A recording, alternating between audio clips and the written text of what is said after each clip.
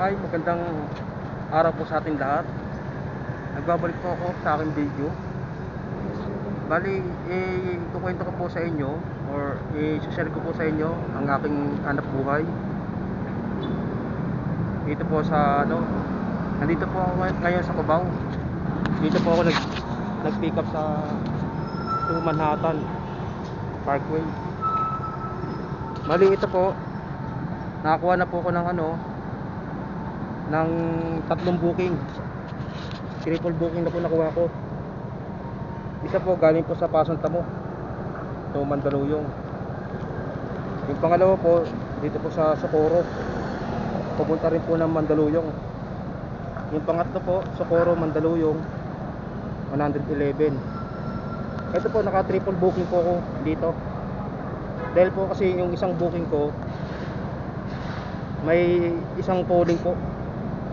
Ayan po, makikita nyo po, may delivery fee, calling.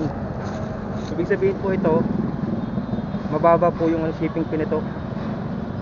Kaya, ang ginawa po ng Lalamove, hanggang 3 booking po, para sulit po ang biyahe.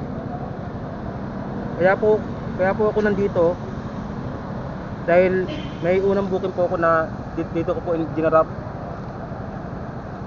Pasontamo, San Roque, na-drop ko na po ito. Kaya dito po ako nakakuha ng pangalawa pang booking. Bali 3 na po. Yung isa po galing Pasontamo, Mandaluyong. Yung 2 booking ko po dito po nang galing Socorro, Mandaluyong. Yung isa mababa po yung fare, kasi nga pooling po ito, pooling. Ito pong pangatlo, Socorro, Mandaluyong, 111. Konting diferensya lang naman po eh. Ito. Saka holiday po ngayon, kaya medyo mataas po ang fare.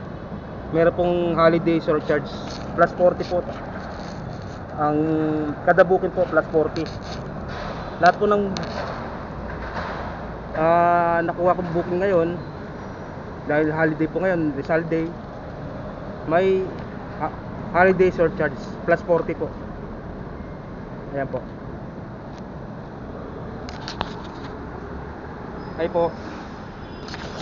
Bali, yun lamang po muna ang aking i-share sa inyo. Bali, antabayanan niyo po ulit yung aking next video. Okay po. Salamat po. Bye bye po.